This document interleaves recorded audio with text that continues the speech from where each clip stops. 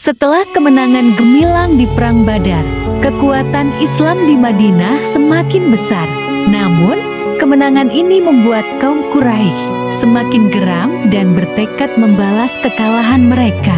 Perang Uhud pun menjadi ujian besar bagi kaum muslimin dalam menjaga keimanan dan ketaatan kepada Rasulullah Shallallahu Alaihi Wasallam.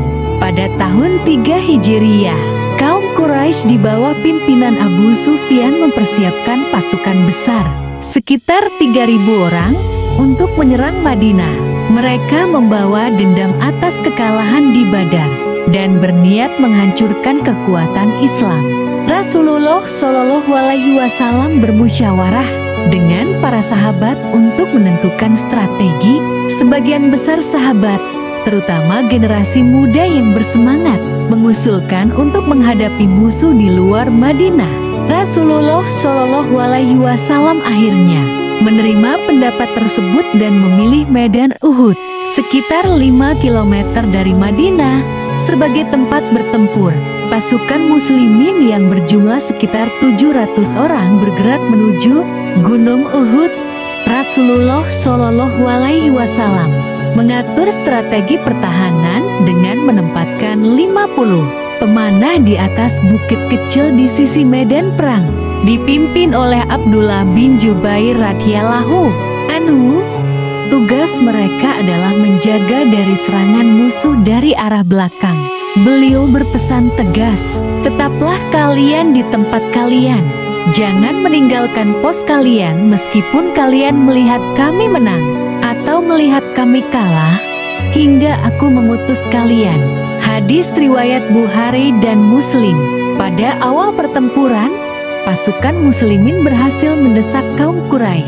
Banyak dari musuh yang lari kocar-kacir.